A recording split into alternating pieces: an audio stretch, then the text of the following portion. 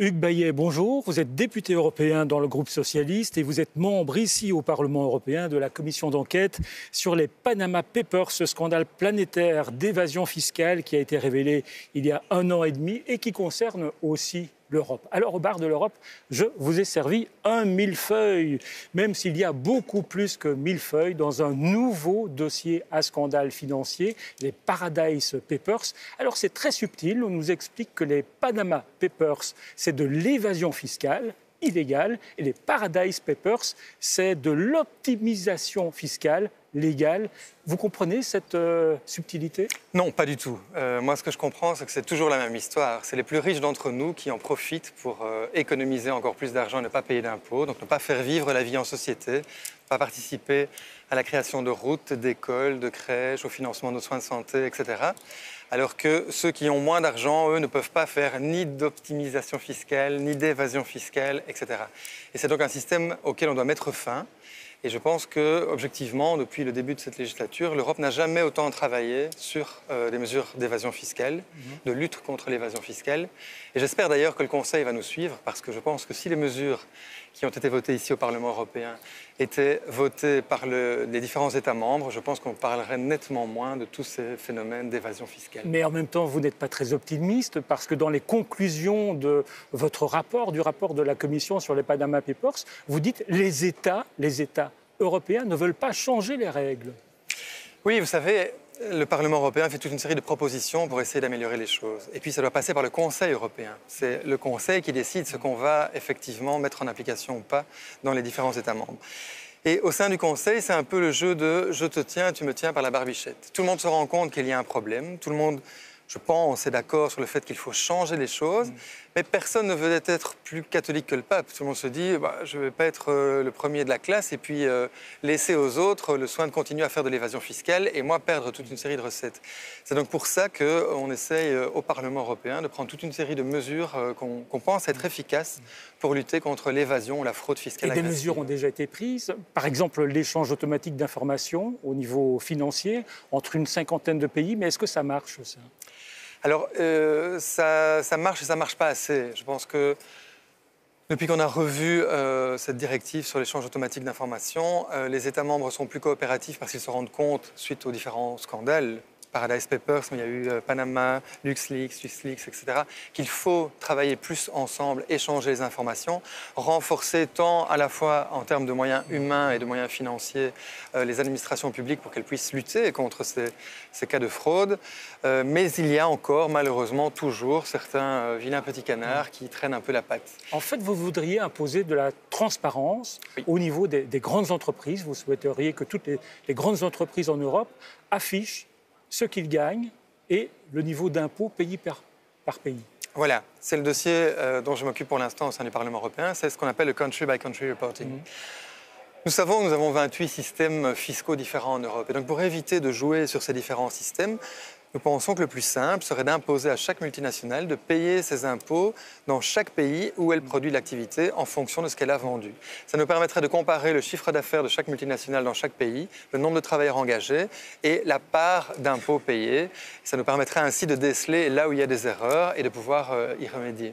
Alors regardez cette photo. Est-ce que vous achèteriez ces chaussures ?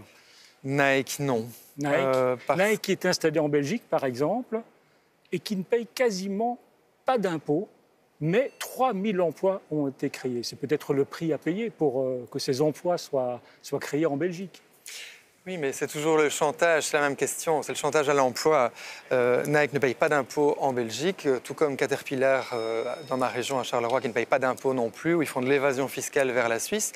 Et donc, quand on donne des opportunités d'évasion fiscale comme ça, qui est-ce qui s'enrichit le plus ? Les actionnaires, ni l'État, ni les citoyens, ni les travailleurs. Et donc, pourquoi pensez-vous que l'Irlande a mis un taux d'imposition pour ces sociétés multinationales à 12,5 % ? Simplement pour essayer d'attirer un maximum de multinationales pour toucher de l'argent qu'ils ne devraient pas toucher. Donc ce que vous dites, c'est si l'optimisation fiscale c'est légal, il faut changer la loi. Oui, c'est très certainement, malheureusement, légal dans toute une série de cas, mais c'est pour moi pas moral.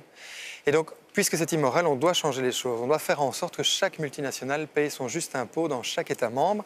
Et ainsi, il n'y aura plus de concurrence fiscale et ça permettra d'éviter tous ces scandales. Shakira. Ah, la reine de l'évasion fiscale, oui. Voilà. Elle place tout son argent à Malte. Malte, tiens, mais c'est en Europe, non? Alors, c'est la difficulté, c'est que Malte est en Europe et donc, comme toute une série d'autres États membres, nous avons encore beaucoup de pain sur la planche. On a d'abord balayé devant notre porte avant d'aller montrer du doigt certains autres pays. Dans le cadre de la commission Panama Papers, c'est taxe 1, taxe 2, nous avons fait plusieurs missions d'enquête, notamment à Malte, mais aussi au Luxembourg, en Irlande, etc.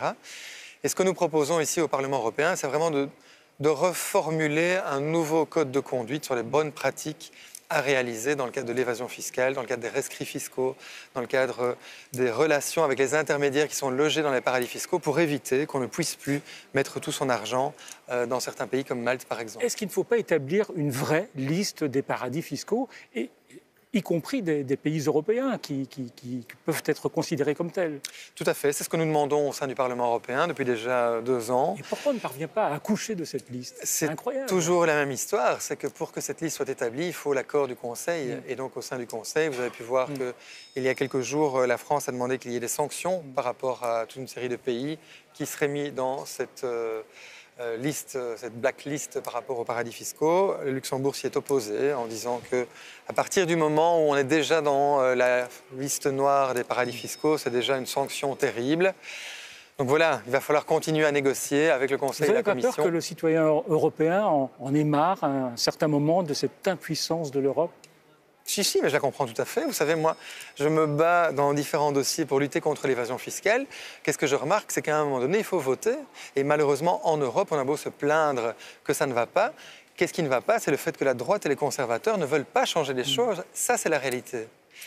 Hugues Bayet, prenez une petite boule surprise avec une question surprise que vous allez lire à haute voix et sans crainte. Jurez que vous n'avez jamais fraudé le fisc. Je le jure, vraiment, qu'on dépend tous du même bureau qui nous analyse tous pour éviter qu'il y ait des soucis. Et donc, voilà, je pense que ça n'est pas du tout possible. Au Parlement européen, c'est impossible de frauder. En tout cas, moi, je ne fraude pas, je ne vais pas aller plus loin, je laisse la responsabilité à chacun.